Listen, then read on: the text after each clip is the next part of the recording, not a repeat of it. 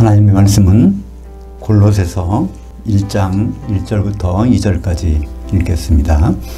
하나님의 뜻으로 말미암아 그리스도 예수의 사도된 바울과 형제 디모데는 골로새에 있는 성도들 곧 그리스도 안에 있는 신실한 형제들에게 편지하노니 우리 아버지 하나님으로부터 은혜와 평강이 너희에게 있을지어다.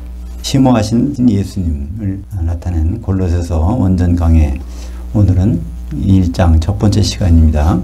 성도들 위해서 사도들이 기도하는 세 가지라는 제목으로 말씀을 나누겠습니다. 우리는 이제 어떤 질문을 받을 때 그것이 쉽게 답을 할 때가 있고 그렇지 못할 때가 있죠. 굉장히 쉬운 것 같은데 막상 답을 하려면 잘 못할 수가 있어요. 성도들이란 말이 있는데 성도들이 누굴까? 성도가 누굽니까? 물을 때 막상 어떻게 대답하기가 좀 곤란한 게 있어요. 그런데 그것을 가장 잘 설명하는 것이 골로새서 1장 2절에 있습니다. 1장 2절에 보면 성도들은 곧 그리스도 안에 있는 신실한 형제들이다.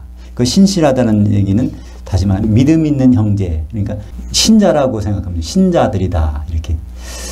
우리는 예수를 믿게 되면 신자인데 신자는 몸을 이룰 수도 있고 안 이룰 수도 있어요. 근데 신자 중에서 예수 그리스도의 몸으로 이루어지는, 몸을 세우는 그 사람이 바로 성도라고 합니다. 그러니까 개인적으로 신앙생활하는 거, 그건 신자고. 근데 우리가 서로 지체가 돼서 그런 생각으로 예수님 몸을 이루고 있다면 그건 성도들입니다. 그래서 성도들은, 성도라는 단어가 성경에서는 단수가 없어요. 성도들은 항상 복수야. 적어도 두세 사람 있는 거예요. 그러니까 다른 사람과 같이 있을 때 성도가 되는 거지 혼자는 성도는 못 돼요. 그죠? 그래서 여기에 그 성도들이란 정의가 확실히 나옵니다. 그러면 이거보다 더 정확한 다른 정의는 없어요. 성도들은 무엇인가? 다시 보면 그리스도 안에 있는, 그러니까 그리스도 안에 있다는 얘기는 그리스도의 몸을 이루고 있는 사람이죠. 그리스도의 몸을 이루고 있는 그 신자들. 근데 여기에 신실한 형제들이라는 의미는 여기에 또 형제들이에요. 형제들이라는 건 뭘까요? 우리가 아버지가 하나란 얘기야. 아버지가 왜 하나가 됐냐면 예수님이 맏아들이 되셨기 때문에. 그래서 성경에 맏아들이라는 단어가 5번밖에 안 나와요. 많이 나오는 것 같지만 맏아들, 프로토토코스, 요게 2번이 골로새서에 나온다면 1장 15절과 1장 18절에 요 단어가 2번이 나와요. 그러니까 골로새서가 차지하는 비중이 어떤 면에서 굉장히 크다는 걸 알 수 있죠. 예수님을 독생자로만 알고 있으면 하나님의 사랑을 잘 아는 거예요. 그죠? 외아들을 죽일 정도, 피 흘릴 정도로 사랑하셨으니까 그 사랑이 크다. 근데 맏아들이라는 걸 모르면요, 그리스도의 은혜를 모르는 거예요.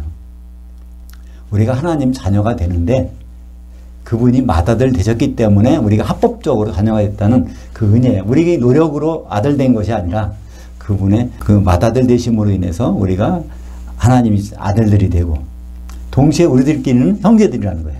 그죠? 그래서 성도란 바로 그리스도의 몸을 이루고 있는 믿음의 형제들. 이게 아주 가장 정확한 표현입니다. 요와 비슷한 것이 에베소서 1장 1절에도 있어요. 근데 거기에서는 에베소서에서는 이렇게 했어요. 에베소에는 성도들과 그 신실한 자들에게, 에베소에 있는 성도들과 신실한 자에게, 성도들이 따로 있고 신실한 자들이 따로 있는 것처럼 번역이 돼서 우리는 거기서 잘 모른단 말이에요. 거기도 똑같이 제대로 번역하자면 에베소에 있는 성도들, 곧 신자들인데 꼭 몸을 이루는 신자가 성도라는 것을 말씀하고 있습니다. 여기서도 마찬가지로 모든 편지는, 성경에 나오는 모든 편지는 쓴 사람이 있고 그걸 받는 사람이 있어요. 그죠? 수신자가 있고 발신자가 있어. 발신자가 항상 신약에 있는 모든 편지는 복음서를 빼놓고서는 다 누구에게 한 거죠? 사도가 성도에게 보내는 편지 형식입니다. 사도라는 것은 아포스톨로스.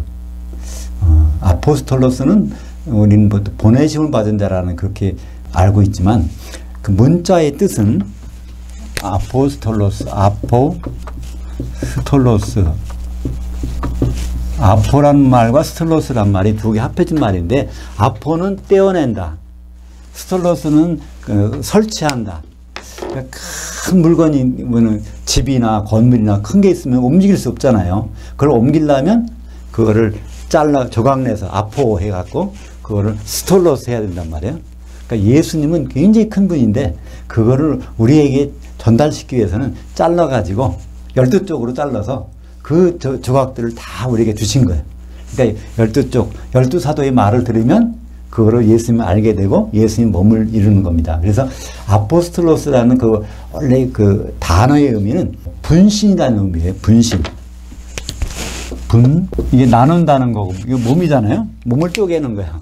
몸을, 예수님 몸을 12쪽에 해갖고 그 우리에게 전달시켜 주는 거. 그러니까 사도라는 뜻은 예수님의 분신과 같은 겁니다. 그러니까 사도 한 분 한 분은 뭐 같아요? 그게 바로 예수님을 나타내는 거예요. 예수님의 팔도 되고 예수님의 손도 되고 예수님의 눈도 되고, 그러니까 예수님과 동일한 그런 성격을 갖고 있는 것입니다. 그러니까 사도들이 결국 어떻게 되죠? 우리는 주님 오시면 공중에 올라가서 그리스도 심판대 앞에 쓰잖아요. 그때 그리스도 심판대는 뭘 위해 있다고요? 결혼을 위해서 있어요. 그죠? 결혼에 적절한 이제 흠이 없는지 그걸 가려내는 거예요. 그 사람들이. 근데 거기에 누가 있어요? 마태복음 19장 28절에 보면 12사도들이 거기에 앉아서 거기에 그 사람들이 결혼에 적합한지 안 한지를 심판하는 거란 말이에요. 그러니까 중매쟁이니까 그걸 하겠죠. 그래서 사도가 무엇인지 성도가 무엇인지 이것이 구분되어 있는 것입니다. 이것이 혼동되면 하나님 뜻을 이룰 수가 없어요. 이해할 수도 없어. 근데 우리는 너무나 혼동하고 있죠. 근데 혼동할 수 없다는 것은 요한계시록에 보면 분명히 드러나. 하나님이 이루고자 하는 것은 어린 양의 신부, 어린 양과 결혼해야 할 어린 양의 신부가 되는데, 어린 양의 신부가 새 예루살렘 성이란 말이에요. 그죠? 새 예루살렘 성은 두 부분 나눠 있어요. 기초석과 성곽으로 나눠져 있어. 기초석은 사도들, 성곽은 성도들이 한 몸 된 거. 그래서 이 두 가지 요소가 서로 연합돼서 하나님 뜻을 이루어 나가는 것입니다. 그렇기 때문에 우리가 사도와 성도를 구분하지 않으면 하나님이 일을 하는 것을 오히려 방해할 수도 있어요. 실제적으로 우리가 많이 그런 일을 하죠. 그죠? 오직 성령이 너희가 임하시면 권능을 받고 예루살렘과 사마리아와 온 땅끝까지 이르러 내 증인이 되리라. 그러니까 내가 그렇게 해야 되겠네. 이렇게 하는 사람들이 있는데, 그거는 사도들에게 주신 말씀이고 사도들에게 약속한 거예요. 예수님이 내가 사도들 너희를 그렇게 해주겠다는 거예요. 그러면 그 사도들을 그렇게 세워놓으면 전 세계에서 그 말이 퍼져서 우리 성도들이 이제 그 예수님이 신부가 되는 거죠. 그죠? 에베소서 2장 20절 같이 볼까요? 너희는 사도들 곧 선지자들이 기초석 위에 세우심을 입은 자들이라. 너희는 알죠? 성도들은 사도들 곧 선지자들, 이것을 설명하는 거예요. 사도들이 누구냐면 선지자들. 선지자는 무엇이죠? 선지자는 프로페테스. 프로라는 것은 밖으로, 페테스라는 것은 빛을 포스라고 그래요. 빛을 포스에서 나온 말이에요. 그러니까 보통 사진 찍어내는 거, 사진을 찍으면 그거를 암실에 가서 그걸 현상하죠. 현상에서 나오는 거야. 그것처럼 하나님의 속마음을 사진 찍어서 현상에 내놓는 사람이 선지자란 말이에요. 그러니까 사도는 그 일을 하는 사람이 사도라는 것을 우리에게 설명해 주고 있습니다. 그것도 마찬가지로 우리말 번역에 보면 에베소서 2장 20절에 너희는 사도들과 선지자들의 터 위에 세우심을 입은 자들 해놓으니까 사도들은 신약을 기록한 사람이고 선지자는 구약을 기록한 사람인가 보다. 우리가 신약과 구약을 같이 해서 이걸 교회를 세우나 보다. 이렇게 착각하게 만들어 놓는단 말이에요. 절대로 아닙니다. 구약은 교회를 세우는데 전혀 개입이 안 돼요. 안 돼야 돼요. 왜냐하면 기초석이 한정되어 있기 때문에. 그럼 구약의 용도는 무엇일까요? 예수님이 어떤 분인가를 알아보는 데는 구약이 있어야 되거든요. 그래서 예수님을 아는데 우리는 그 구약이 필요한 거고, 교회를 이루는 데는 바로 신약 성경의 아주 작은 부분까지라도 우리가 살펴서 이루어야 되는 것입니다. 그게 바로 결론이 나오잖아요. 요한계시록 21장 14절 같이 볼까요? 그 성의 성곽에는 12기초석이 있고 그 위에는 어린 양의 12사도들의 12이름들이 있더라. 그래서 사도와 성도는 절대로 구분돼야 된다는 것. 이게 같이 섞여서는 안 돼요. 구분되지만 동일한 목적으로 어린 양의 혼인을 위한 목적으로 일을 한다는 것을 말씀하고 있습니다. 그래서 우리는 그 교회에서 지금 같이 신앙생활을 하고 있어요. 예수 믿는 사람들이 다 있단 말이에요. 물론 구분이 없지만 예수 믿으면 구분해내요.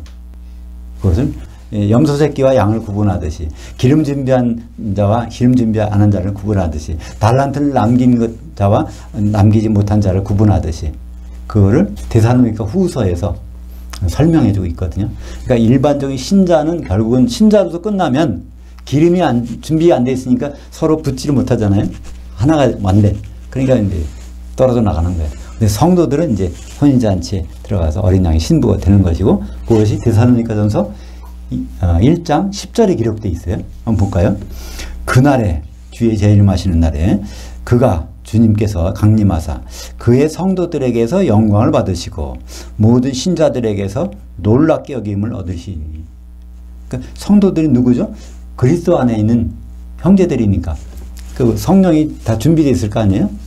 근데 그거를 못한 신자들은 깜짝 놀란다는 거예요. 그 자리에서 이럴 줄 알았으면 이런 일이 있을까? 결국은 내가 너를 못 올라였고서 그 불석금 위로 던져지니까 그 사람들이 놀라게 된다는 거예요. 놀라게 되는 사람들이 누가 있다고요? 세상 사람이 아니라 예수 믿는 사람들, 교회 다니는 사람들 가운데서 놀라는 사람들이 생긴다는 거예요. 정말 놀라운 일이 아닙니까? 3절 보겠습니다.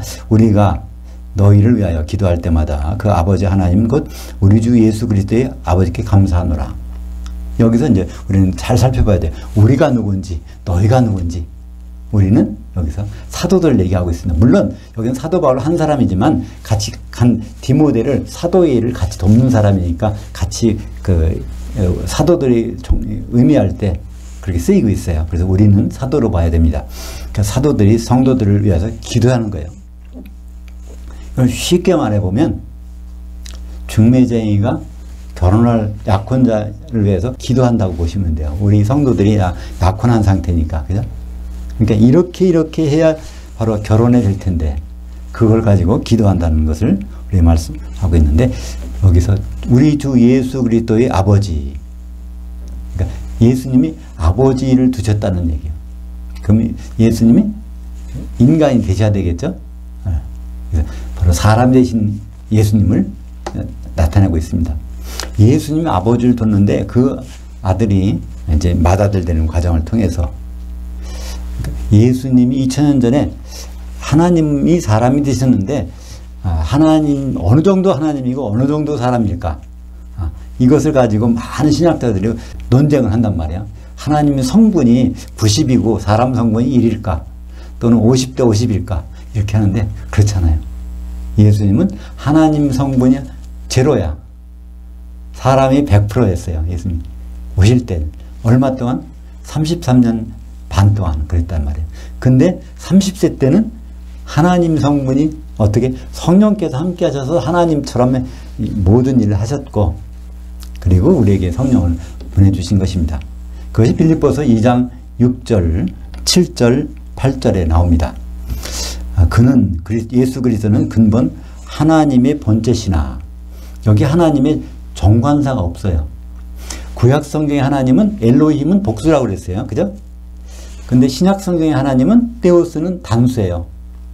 그러니까 단수의 하나님이니까 하나님 하면은 성부 하나님인지 성자 하나님인지 성령 하나님인지 그걸 구분해야 되기 때문에 정관사가 일반적으로 붙어요. 그 하나님, 그러니까 성부 하나님이야. 그 하나님, 성자 하나님이야. 그 하나님, 성령 하나님이야.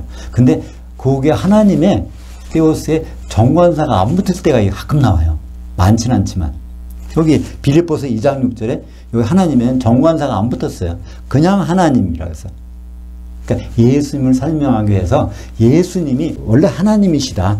하나님 아버지란 얘기도 아니고 하나님 아들이란 얘기도 아니고 하나님 성령이란 얘기도 아니에요. 원래 하나님의 신분이 사람이 됐다는 걸 설명하려니까 정관사가 붙을 수가 없는 거예요. 그래서 예수님이 원래 하나님이신데 그분이 인간이 되어서 사람이 되셔서 하나님의 성분의 제로인 상태에서 우리에게 오셔서 사람이니까 죽으실 수 있단 말이에요. 십자가에서 피를 흘릴 수가 있죠. 그래서 피를 흘리시는 그 모습을 우리에게 얘기해 주고 있습니다. 근데 그것은 갑자기 그런 것. 우리들이 불쌍해서 갑자기 안 되겠다. 우리 내가 가서 피 흘려서 애들 구해줘야지. 그런 것이 아니라 원래부터 하나님이 계획 가운데 있던 것인데 하나님의 계획을 예수님이 들으시고 바로 그 행동으로 옮기신 것이 이제 십자가에 달리신 사건이란 말이에요. 창세기 3장 22절에 보면 아담이 선악과 사건, 선악과를 먹었을 때 그걸 통해서 말씀하실 때 우리 중 하나가 선악을 아는 일에 하나가 되어야 된다는 말씀에 성부, 성자, 성령 중에서 바로 예수님께서 그 생각에 설득을 당하셔서 사람으로 되셨습니다. 그러니까 설득당한 것이 바로 믿음이란 단어가 됐다 그랬죠. 그래서 믿음을 맨 처음에 창시자가 됐어요. 근데 믿음을 끝낸 분, 종교, 더 이상 다른 믿음이 필요 없게 하신 분이 바로 예수님이십니다. 히브리서 창세기 3장 22절 볼까요? 여호와 하나님이 이르시되 보라 이 아담이 선악을 아는 이래 우리 중 성부 성자 성령 중 하나같이 되었으니 그가 손을 들어 생명나무의 열매도 따먹고 영생할까 하노라 하시고. 그래서 믿음을 이런 설득당한 믿음을 나타내는 것이 히브리서 12장 2절. 믿음의 창시자요 믿음의 종결자이신 예수를 바라보자. 그는 그 앞에 있는 기쁨을 위하여 십자가를 참으사. 십자가는 죽는 거예요. 피 흘리는 거. 근데 기쁨은 그 앞에 있대요. 십자가를 넘으면 내가 피를 흘려서 얻는 것이 무엇이라는 것을 알고서 했다는 거예요. 여성의 기쁨이야. 그 신부를 바라봤다는 거죠. 그래서 부끄러움을 참으사 개의치 아니하시더니 하나님 보좌 우편에 앉으셨느냐. 그래서 우리가 믿음을 가져야 구원을 얻고 믿음을 가져야 마지막에 혼의 구원을 이루는데 그 믿음은 우리 인간의 믿음이 아니라 아브라함의 믿음, 이삭의 믿음, 야곱의 믿음 그런 것은 될 수가 없어요. 바로 어떤 믿음이요? 예수님과 똑같은 믿음을 우리는 공유를 해야 돼. 그래서 예수님이 이런 믿음. 그것이 바로 4절을 보겠습니다. 4절에 나옵니다.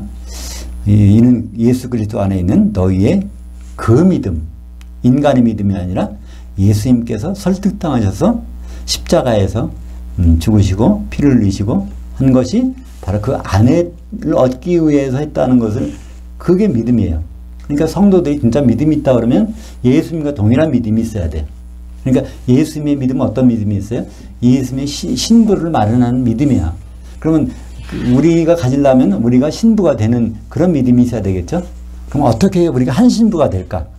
그것을 갖는 믿음, 그것이 바로 성도의 마땅한 믿음입니다.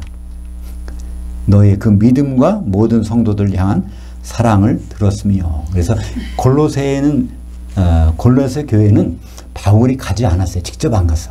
누구를 보내서 그 다음에 나오는데 에바브라는 사람을 보내서 이제 바울의 복음을 전해듣게 해갖고 그걸 믿은 사람들이에요.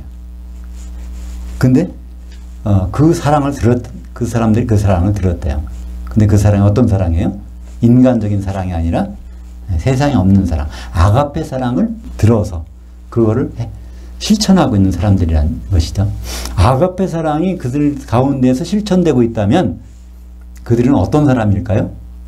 성령 받은 사람이에요. 성령 안에 있는 사람들이죠. 근데 골로새 교회는 성령 안에 있는 사람들입니다.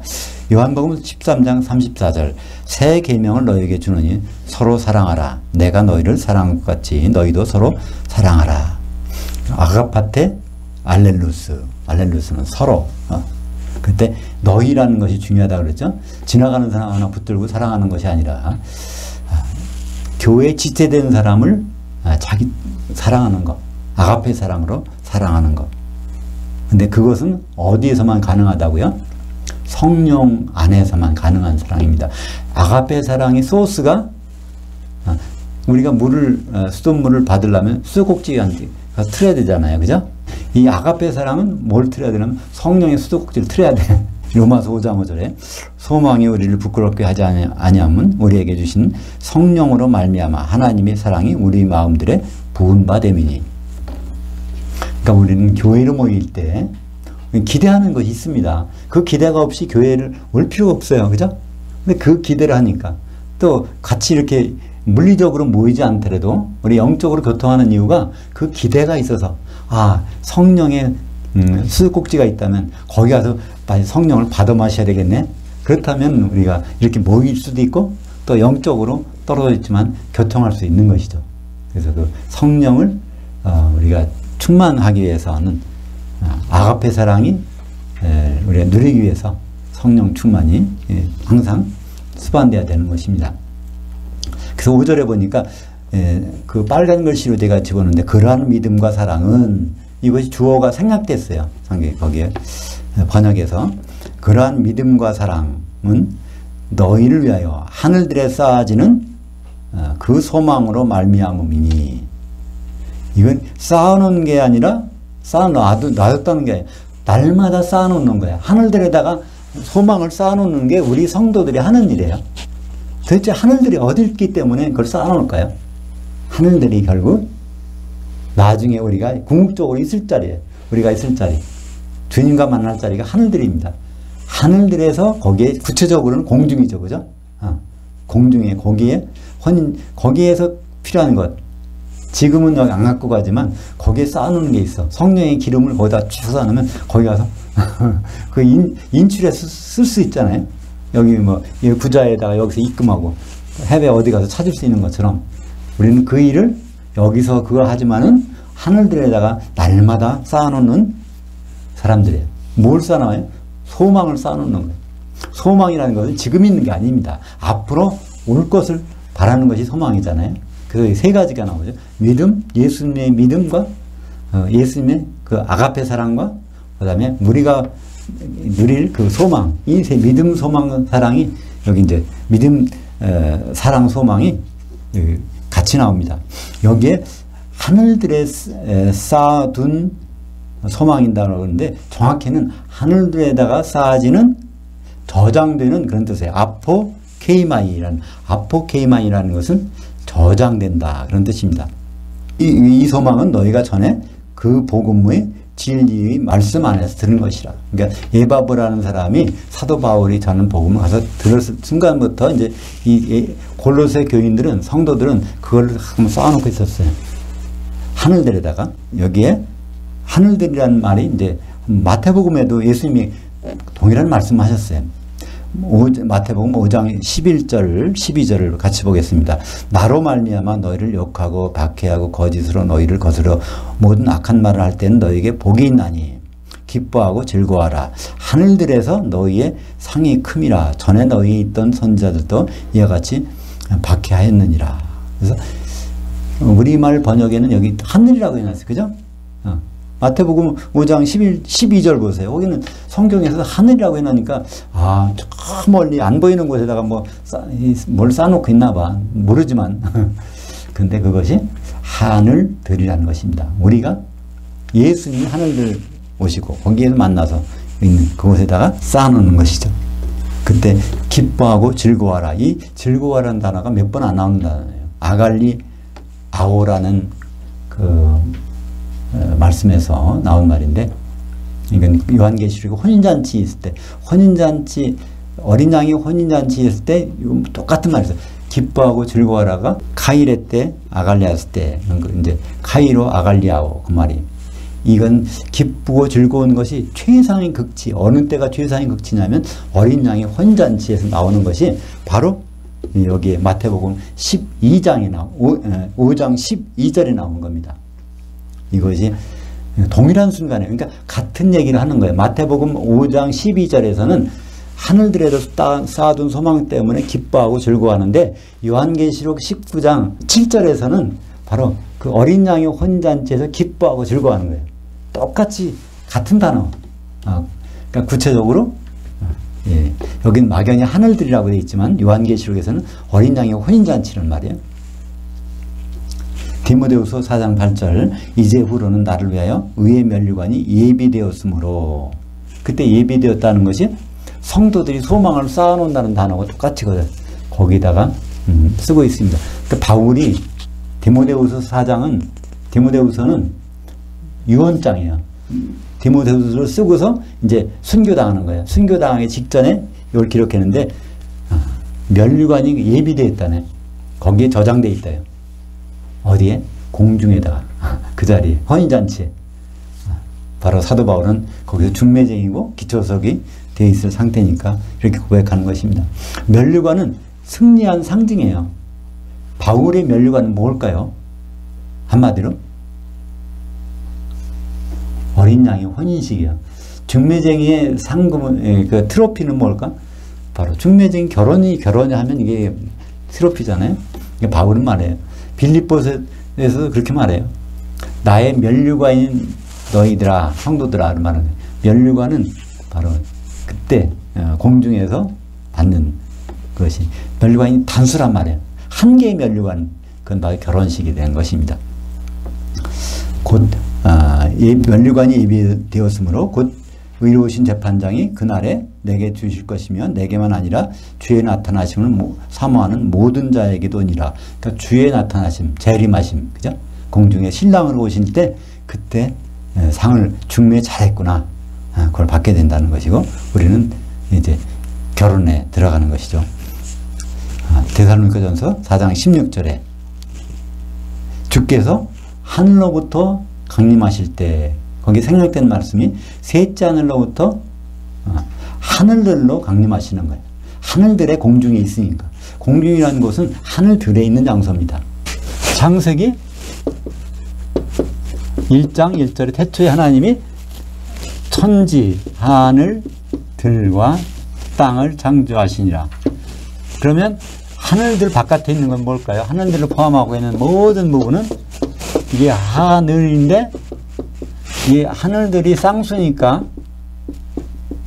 두 개 하늘이니까 요거 하늘은 셋째 하늘이 되는 거죠. 그러니까 하나님이 보좌가 있는 하늘은 단수고 그것은 셋째 하늘이라고 부르고 있고, 그럼 지금 예수님이 계신 것이고, 예수님은 그 하늘에서 하늘들로 뚫고 내려오셔야 공중에서 우리를 만나게 되는 건데, 이 공간이 분명하게 에베소서에서는 하늘들이라고 이렇게 말씀하고 있는 것입니다. 거기서 데살로니가전서 4장 16절 주께서 하늘로부터 강림하시리니 그리스도 안에서 죽은 자들이 먼저 일어나고, 17절 하반절에 공중에서 주를 영접하게 하시리니 그리하여 우리가 항상 주와 함께 있으리라. 그러니까 성경에는 가끔 이렇게 생략된 부분들이 많이 나타나요. 왜 그럴까요? 성경은 같은 책을 여러 번 해서 써놨으니까 반복할 필요가 없으니까, 그죠? 어떤 부분 딱 읽어보면 이게 빠져 있지만 성경 전체를 보면 그게 한꺼번에 있단 말이에요. 그래서 여기에 데살로니가 전서에도 하늘들이란 말은 없지만 공중이란 말이 있어요. 하늘에서 내려오셔서 공중에 있으니까 이 하늘들 안에 공중으로 오신 것이죠. 우리가 소망을 하늘들에 쌓아두는 것이 바로 이 공중이라는 의미가 여기에 있는 것입니다. 고린도후서 5장 10절. 그럼 공중에서 만났을 때 무슨 일이 벌어질까요? 이는 우리가 다 반드시 그리스도의 심판대 앞에 나타나게 되어 각각 선악간에 그 몸을 통하여 행한 것을 따라 받으려 함이라. 이때 우리는 사도들이 아니라 성도들입니다. 그죠? 그리스도의 심판대에서 왜 여기는 사도가 아니라 성도들일까요? 사도들은 심판 받는 일이 아니라 심판하는 자리에 있으니까, 그죠? 그러니까 여기에 심판받는 자는 성도들인 것입니다. 그러니까 우리 문맥을 통해서 이건 분명하게 알 수 있습니다. 히브리서 4장 14절 보면 그러므로 우리에게 큰 대제사장이 계시니 승천하신, 이것을 제대로 풀어보면 하늘들을 관통하신, 하늘들을 뚫고 나가신 그런 뜻이에요. 곧 하나님의 아들 예수시라. 우리 신앙 고백을 굳게 잡을지어다. 예수님은 하늘들을 빠져나가셨대요. 그럼 다시 오실 때는 하늘들 안으로 뚫고 들어오셔야 되죠. 그죠? 그래서 이 성경은 원전으로 보면 이것이 아주 굉장히 쉽게 적나라하게 그런 표현들이 그냥 돼 있어요. 근데 이걸 우리말로 옮겨놓고 승천하신 예수님이라니까 승천이 뭘까? 그냥 이렇게 하늘로 공중으로 올라가는 거네? 이렇게 생각되도록 돼 있지만 성경 원전에는 하늘들을 뚫고 지나가셨다. 아, 그러니까 그 셋째 하늘에 계시구나. 그러니까 다시 오시려면 셋째 하늘에서 하늘들을 뚫고 들어오셔야 공중에서 우리를 만나 주시겠구나. 그것이 그냥 우리의 머릿속에 그려지잖아요. 골로새서 1장 6절을 보겠습니다. 이 복음이 이미 너희에게 이르매 너희가 듣고 참으로 하나님의 은혜를 깨달은 날부터 너희 중에서와 같이 온 천하에서도 열매를 맺어 자라는도다. 이 복음은 기쁜 소식, 복된 소식이에요. 우리가 지금까지 몰랐지만 우리는 죽어도 소망이 있는 거예요. 그때 공중에서 우리가 쌓아놓은 걸 찾을 테니까 그것이 이제 기쁜 소식, 복음이라는 거죠. 근데 너희에게 이름에 일렀다는 얘기는 그냥 소식이 왔다 끝난다는 얘기가 아니라 원래 의미는 여기 보면 파르에이미 이거를 번역한 거예요. 근데 파르는 이건 파라 옆이란 뜻이고 에이미는 이게 있다는 뜻이에요. 옆에 있다. 복음이 항상 옆에 오늘도 있고 내일도 있고 모레도 있고 언제까지 있어요? 주님만 할 때가 항상 복음이 그 소망이 그 믿음과 사랑과 소망이 복음이 그 골로새 사람들에게 있다는 얘기예요. 성도들에게 붙어 있다는 얘기예요. 지금 마찬가지로 우리에게도 그 복음은 우리가 복음을 한번 전달받은 것이 아니라 그 복음이 항상 옆에 있어. 여기서 나온 말이 비슷한 말이 뭐가 있죠? 파라클레토스, 보혜사, 변호자, 우리의 전담 변호사가 항상 갖춰져 있어. 우리가 무슨 구원받는데 애로사항이 있겠어요? 전담 변호사가 있다면 그것이 보혜사라는 뜻로 번역이 된 거죠. 사도행전 1장 8절 오직 성령이 너에게 임하시면 너희가 권능을 받고 온 예루살렘과 온 유대와 땅 끝까지 사마리아와 땅 끝까지에서 내 증인들이 되도록 내가 하리라. 예수님의 결심입니다. 사도들을 증인 세우겠다는 거예요. 그러니까 우리는 얼마나 행복합니까? 증인이 다 서 있는 재판에서 재판받는 건 그건 뭐 지금 누워서 떡 먹기겠죠? 요한복음 15장 8절에 너희가 열매를 많이 맺으면 내 아버지께서 영광을 받으실 것이요 너희는 내 제자들이 되리라. 하나님 물론 예수님은 뭘 원하십니까? 열매 맺는 걸 원해요. 열매는 어떻게 맺죠? 일사불란하게 지체들이 연합돼야 돼. 그죠? 만약 식물로 잡으면 뿌리도 있고 줄기도 있고 뭐 잎사귀도 있을 거예요.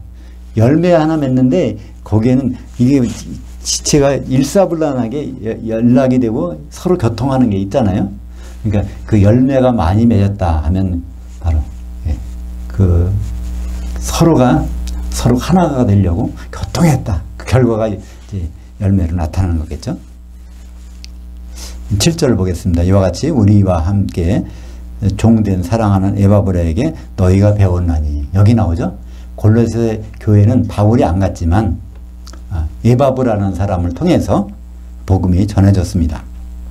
너희를 위한 그 그리스도의 신실한 일꾼이요 성령 그 영 안에 있는 너희 그 사랑을 우리에게 알린 자니라. 그래서 에바브라가 골로새 교회에 가서 복음을 전했더니 그들이 성령 안에 있는 사랑이 충만하다는 것을 누구에게? 사도 바울과 디모데 있는 데 와서 이걸 알려줬다는 거예요. 그러니까 사도 바울이 듣고 싶은 아주 그 소식이 들는 거예요. 그죠? 그 복음이 전해졌는데 거기에 아가페 사랑이 충만하대. 그 성령에 의한 아가페 사랑이 충만하대. 그 얘기를 딱 들으니까 중매쟁이 입장에서는 아주 감동하고 기쁜 거죠. 9절을 보겠습니다. 이로써 우리도 듣던 날부터 너희를 위하여 기도하기를 그치지 아니하고 구하노니 너희를 하여금 모든 영적 지혜와 총명으로 하나님 뜻을 아는 것으로 채우게 하시고.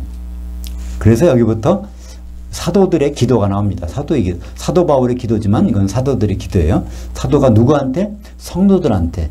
첫 번째 한 기도 내용이 모든 영적 지혜와 총명으로 하나님의 뜻을 아는 것으로 채우게 하시고.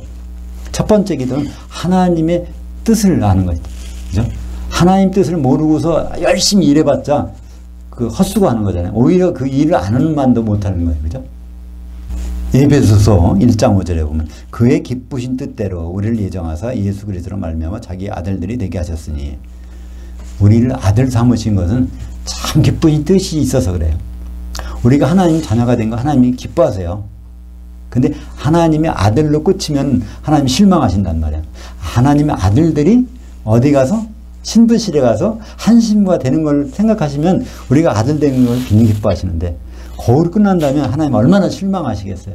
그러니까 하나님의 뜻을, 하나님의 궁극적인 뜻은 결혼이라는 거예요. 예수님의 결혼까지 알아야 성도들이 거기까지 준비하는 거죠. 그래서 사도들이 기도하는 내용, 성도들을 위해서 기도하는 첫 번째 내용은 성도들이 하나님이 원하시는 뜻을 알아야 되겠다는 거예요. 이 신랑으로 오신 예수님을 잘 아는 것이 사도들이 첫 번째 성도들을 위해서 기도하는 뜻입니다.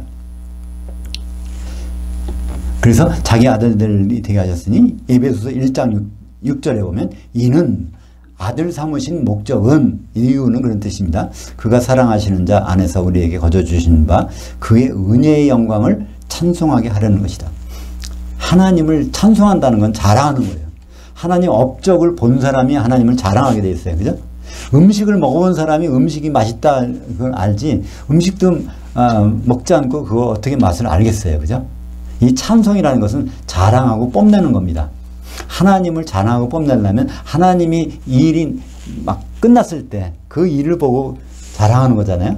그것을 다른 말로 할렐루야라고 합니다. 할렐루야는 하나님을 자랑하고 뽐내는 거예요. 그 할렐루야가 성경 어디 찾아봐도, 신약 성경 찾아봐도 안 보여요. 비로소 요한계시록 19장에 가면 거기에 할렐루야가 4번 나옵니다. 그게 어느 장면이에요? 어린 양의 혼인식, 신부가 마련됐을 때 하나님이 이 신부를 마련하려고 우리를 아들 삼으셨구나. 아들들이 모여서 한 세마포 옷을 입은 한 신부가 됐구나. 그런 장면을 찬송하는 것이 할렐루야입니다. 그것이 바로 마태복음 9장 15절에 있죠. 같이 보죠. 예수께서 그들에게 이르시되 신부실 아들들이 신랑과 함께 있을 동안에 슬퍼할 수 있느냐? 그러나 신랑을 빼앗길 날이 이르리니 그때는 금식할 것이니라. 이것은 막연한 비유가 아니라 실제 신랑 되신 예수님이 자기 얘기를 하시는 것이고 우리들의 얘기를 하고 있는 것입니다. 그 신부실은 바로 우리가 들어가 있어야 될, 기름을 갖고 들어가 있을 그 자리예요. 거기는 열 처녀가 같이 들어가죠. 들어가긴 들어가지만 거기서 신랑을 뺏기는 사람이 있어요. 기름을 채우지 않은 사람, 기름이 채워졌다고 소멸된 사람. 그러나 기름을 준비한 사람들은 금식할 필요가 없습니다. 같은 상에서 같이 식사하고 1000년 동안 왕노릇 하게 될 것입니다. 마태복음 25장 10절 그들이 살아간 사이에 신랑이 오므로 준비했던 자들은 혼잔치대에 들어가고 문은 닫힌지라. 그러니까 기름을 준비하지 못한 5 처녀도 신랑을 만났어요. 어디 가서 만났을까요? 휴거됐다는 얘기고 바로 공중에서 만난 거죠. 그죠? 근데 거기에서 쫓겨난 거지. 거기 그 자리가 혼인잔치 오찬인데 만찬까지 참여하려면 뭐가 있어야 돼요? 예복이 있어야 돼. 바로 그 기름 준비가 돼야 끝까지 참여하는 것입니다. 그것이 하나님의 기쁘신 뜻이에요. 창세기 2장 24절 이러므로 남자가 부모를 떠나 그의 아내와 합하여 둘이 한 몸을 이룰지로다. 한 몸을 이루는 것을 다른 말로 쉽게 결혼이죠. 혼인이죠. 그죠? 하나님은 혼인식을 꼭 하고 싶은데 무슨 일이 있어도 그것만 하고 싶은데 이것이 비밀로 남았어. 사람들이 몰랐단 말이에요. 그러니까 이 말씀을 들을 때 남자와 여자가 부모를 떠나 결혼식에 갖고 잘 사는 것이 하나님의 축복이고 그게 바로 하나님이 우리에게 향한 뜻이구나. 그래서 결혼식 할 때마다 이 말씀 가지고 딱 그러잖아요. 근데 그런 뜻이 아니란 말이에요. 이 결혼이라는 제도를 통해서 예수님을 신랑으로 알고 신부될 준비를 제대로 해보라는 것이 결혼식이란 제도를 주신 목적인데 우리는 바로 우리를 위해서 그걸 사용하고 말아버리니까 이상하게 됐죠. 10절 보겠습니다. 두 번째 기도입니다. 첫 번째 기도는 하나님 뜻 좀 제발 알아달라는 거고, 두 번째 뜻은 주께 합당하게 행하여 그분을 범사에 기쁘시게 하고 모든 일에 열매를 맺게 하시며 하나님을 아는 것에 자라게 하시고 기쁨으로 모든 견딤과 오래 참음에 이르도록 그의 영광의 힘을 따라 모든 능력으로 능하게 하시며. 성도들에게 여기는 좀 주님을 기쁘시게, 범사에, 그러니까 날마다 주님을 기쁘시게 해야 된다는 거예요. 주일날만 예배 드리는 것이 아니라 모든 삶의 순간순간마다 주님을 기쁘시게 하는 것이 바로 성도들이 그렇게 했으면 좋겠다는 거예요. 이것이 사도의 기도입니다. 이것을 세 분에서 첫째, 둘째, 셋째 세 부분 나눠서 거기에 자세히 설명하고 있는데요. 거기 가장 큰 건 선한 일에 열매를 맺게 해요. 그러니까 선한 일은 하나님의 선한 일에 열매를 맺는 거예요. 그죠? 하나님의 선한 일은 뭐라고 그랬죠? 아담이 도밀 배필 갖는 거예요. 하나님의 선한 일인데 그 일에 열매 좀 맺게 해달라는 거예요. 두 번째는 하나님을 아는 것. 그 아는 것이 에피그노시스. 이건 아주 경험으로 아는 거예요. 누구한테 들어서 아는 것이 아니라 내가 직접 하나님을 이렇게 경험했고 이렇게 하나님을 알아보니까 이런 분이더라. 그 정도까지 되기를 원하는 거고, 세 번째는 기쁨으로 모든 견딤과 오래 참음에 이르도록 그 영광의 힘을 따라 모든 능력으로 능하게 하시며, 그러니까 능력, 성도들이 능력을 받았으면 좋겠다는 거예요. 이 능력이 뭐죠? 여기 dynamis예요. 그러니까 항상 성령이 충만해서 그 능력으로 모든 일을 할 수 있으면, 인간적인 노력으로 하는 것이 아니라 성령의 능력으로 했으면 좋겠다. 이것이 어떻게 해요? 범사에 일어났으면 좋겠다. 매일매일. 이것을 시행한 사람이 있어. 그죠? 창세기 보면. 이걸 첫째, 이거 범사에 기쁘시게 못한 사람. 예배 시간만 하나님을 이렇게 잘하는 사람. 그 사람이 성경에 등장합니다. 그 사람이 누굴까요? 가인. 그죠? 아벨과 가인은 그 예배날 잘못해서 벌받은 게 아닙니다. 잘못된 게 아니에요.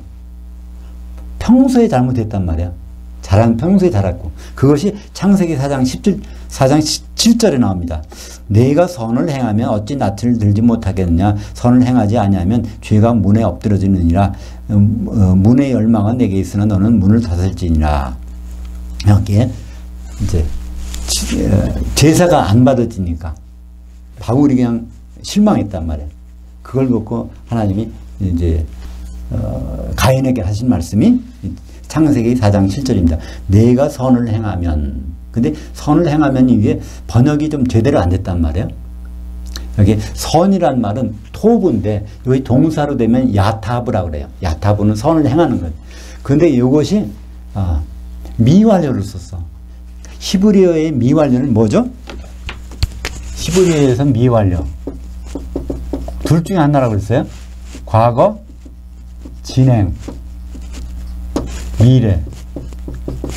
이걸 둘 중에 하나예요. 문장을 보면 알 수 있어요. 여기서는 미래가 아니니까 과거 진행이에요. 가인이 과거 진행. 오늘 제삿날 되기 전에 네가 어제부터 그 전까지 쭉 해온 내용들이 내게 만족이 있으면 이런 일이 있었겠느냐. 그러니까 한마디로 뭐죠? 제삿날 잘하는 거는 난 그거보다 제삿날 전까지 네가 했던 일을 본다는 거예요. 제삿날 전까지 가인이 무슨 일을 했습니까?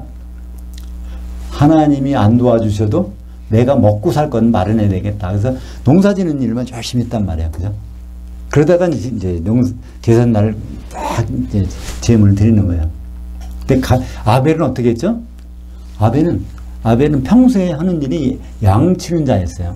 양은 그때는 별로 상업적으로 돈벌이가 안 되는 거예요. 그때는 노아 홍수 전에는 날씨가 따뜻했어요. 그죠? 노아 홍수 후에 사계절이 생겼으니까. 그리고 그때까지는 육식이 허용이 안 됐어요.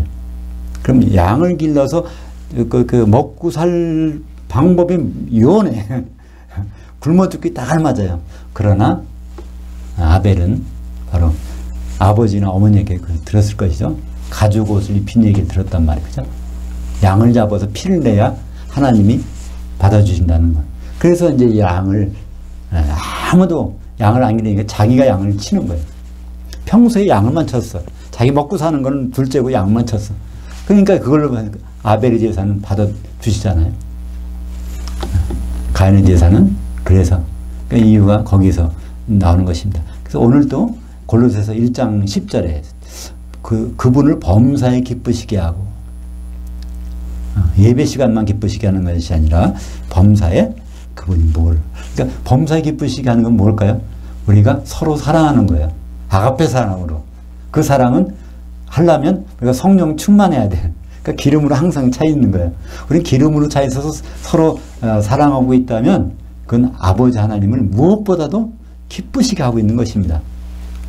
12절 보겠습니다. 세 번째 기도예요. 성도들을 향한 세 번째 기도. 빛 가운데서 성도들의 그 기업의 부분을 얻기에 너희를 합당하게 하신 아버지께 우리가 감사하게 하시기를 원하였노라. 아버지께 그래서 궁극적으로 자기가 무슨 일을 하면서 그래서 감사하는 것이 이제 결론이에요. 우리가 많은 일을 하지만 감사를 안 한다는 얘기는 그 의미를 잘 모르기 때문이죠. 의미를 알 수 있다면 감사하게 되잖아요. 그죠? 감사. 그러니까 감사라는 단어가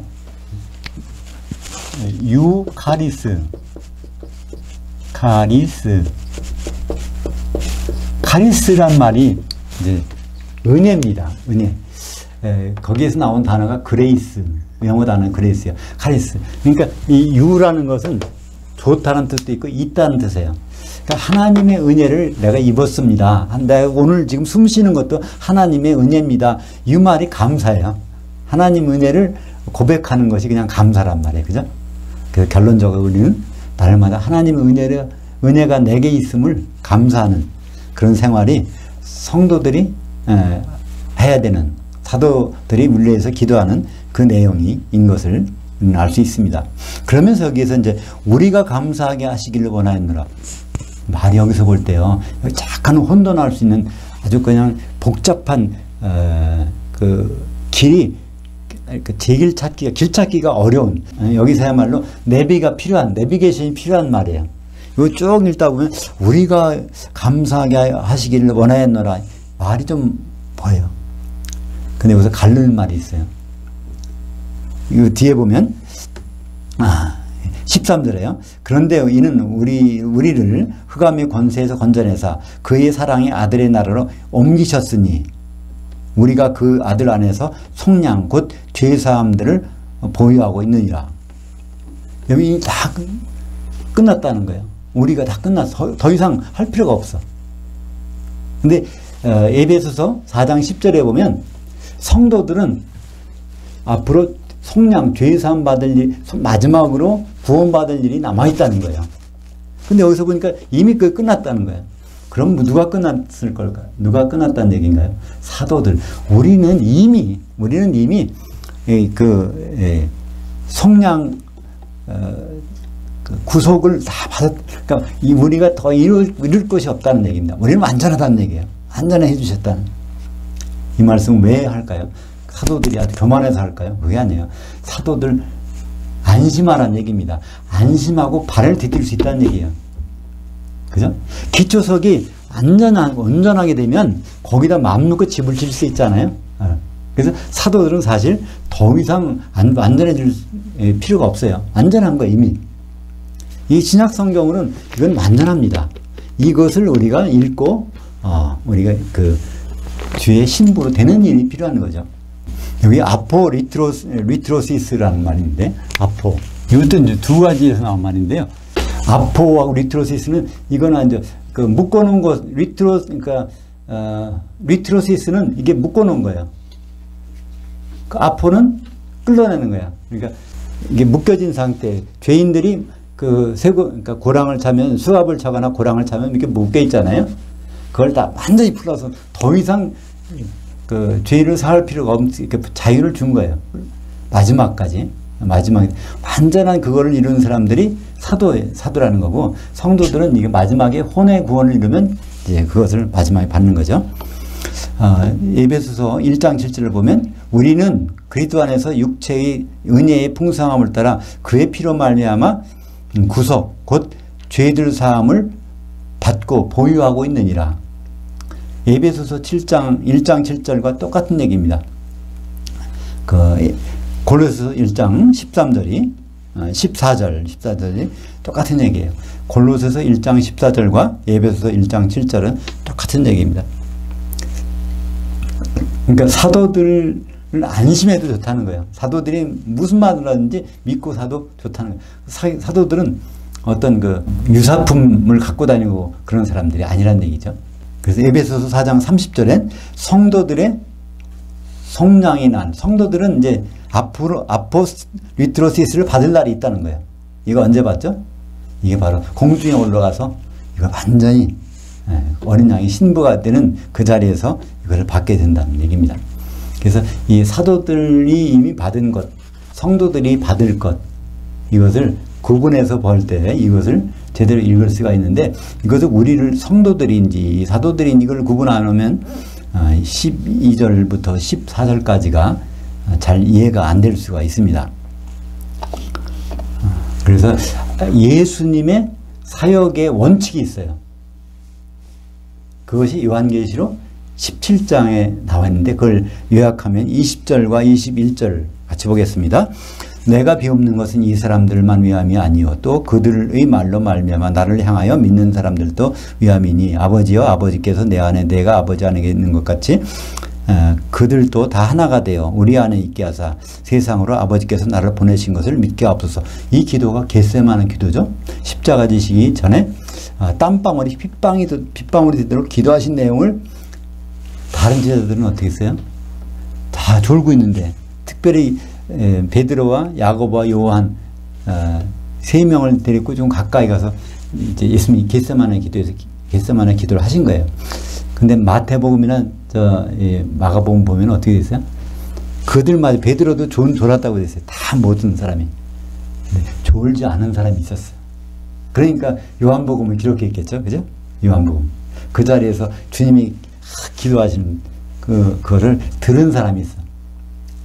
거기에서 이 사람들, 그들, 이 말이 우리말로 보면 무슨 말인지 모르지만 제대로 보면 사도들의 말을 듣고 예수님을 향하여 믿고 있는 사람들이 하나가 되는 것이 예수님의 뜻입니다. 그러니까 이 성도들은요, 사도들의 말 안 듣고 아무리 신앙생활 해봐야 그건 아무 필요가 없어요.